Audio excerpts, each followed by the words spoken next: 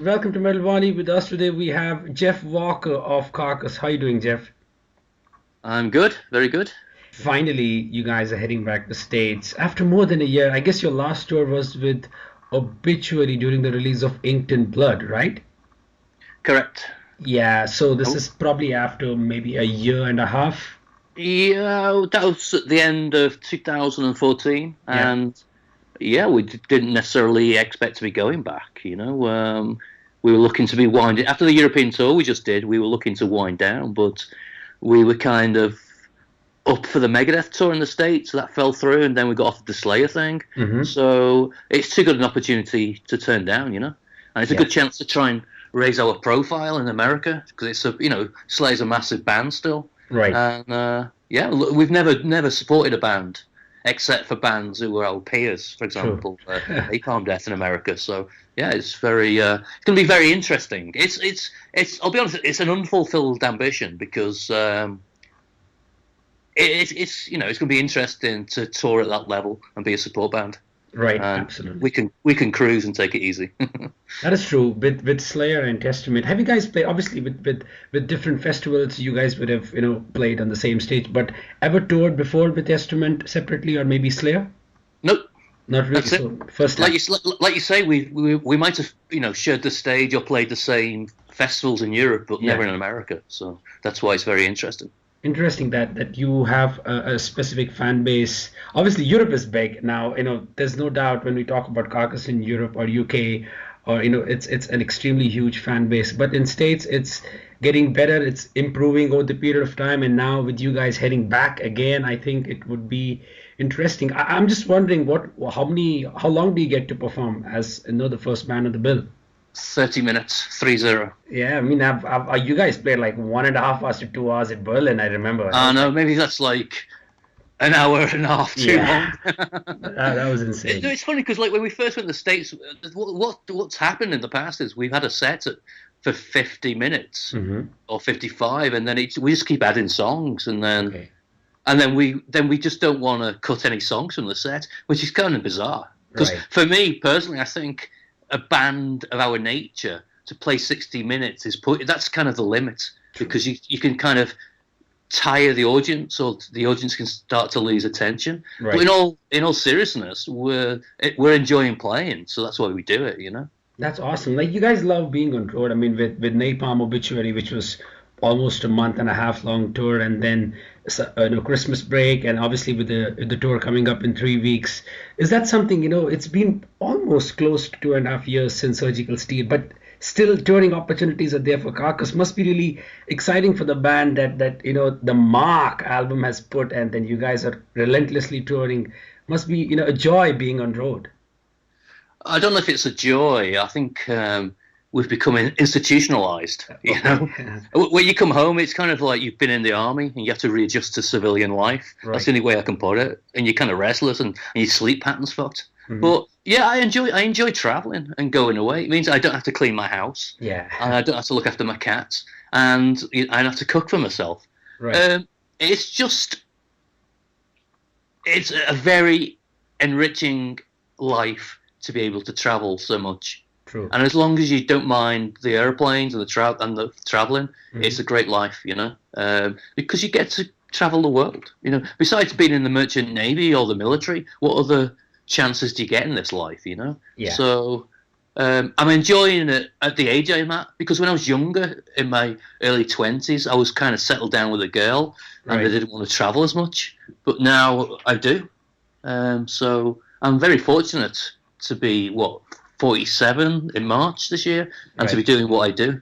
So, Awesome, man. so we have to grab every opportunity that we can. I mean, we've actually been playing since early 2013, before the album came out. So Right. it's been like 3 years Three now. years. It's not been solid, but it's been pretty continuous. Yeah. Consistent.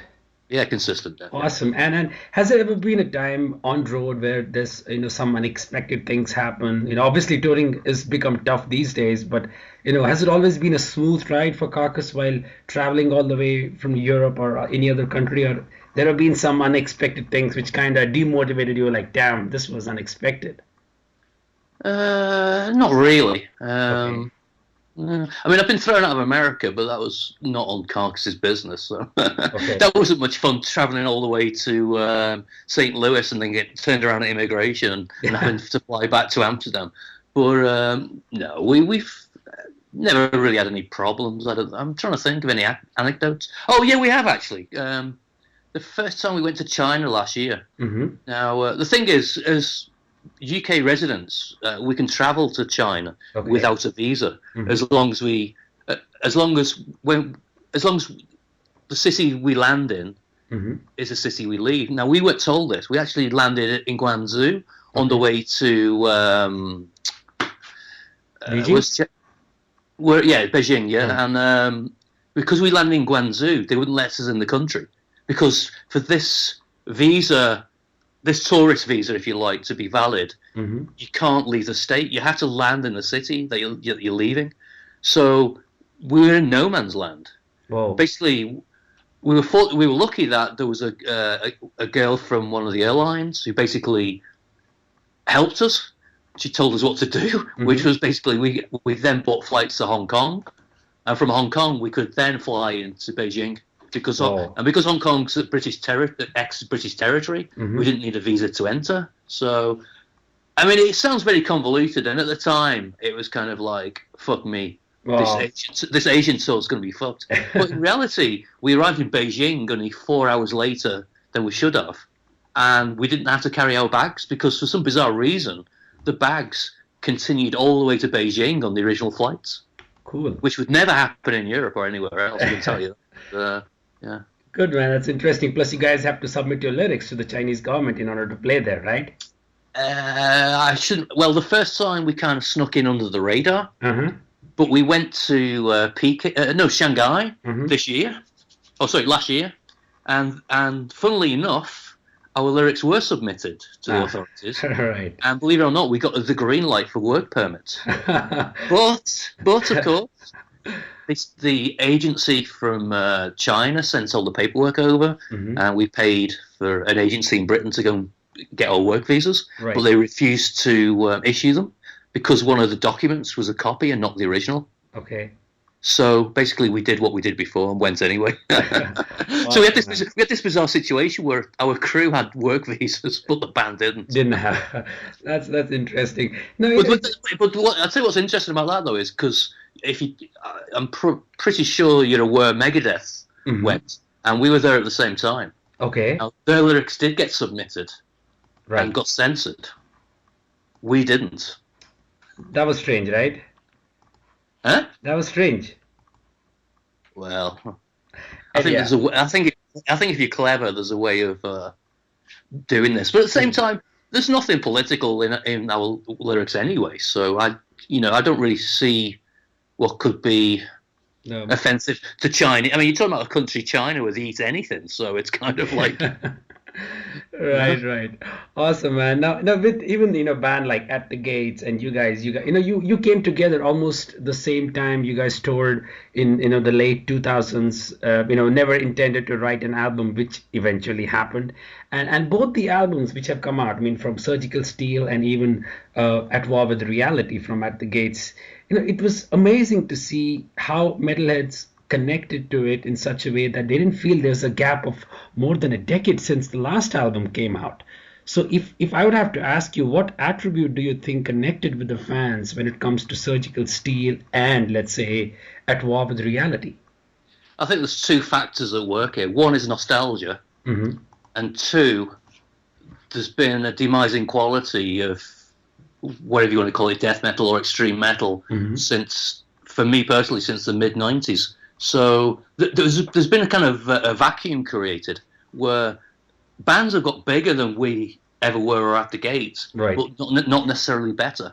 So people have been tolerating a kind of substandard product. So when, for want of better words, the masters of the crafts come back, True. people are hungry for it, I mean, because there's been lots of bands that ripped off Carcass, but arguably, have they been better than what we did? Mm-hmm. I don't know.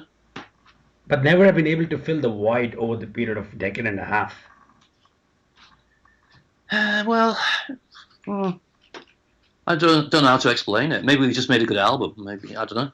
Absolutely. And there's one factor which I feel, how you guys brought back the power of a riff. Now that's something which has been lost, with the current generation. But Carcass brought the power of the riff back to the generation. I mean, with so many bands out there going technical and trying to do everything possible by playing multiple notes, the power of riff just felt watered.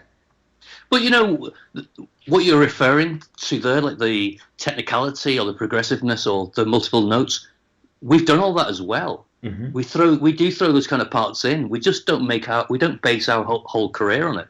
Right. But heavy metal is about the riff, True. and we're children of the late '60s, me and Bill. So of course we love classic heavy metal. So that's always going to be the kind of basis of what we're Platform. doing.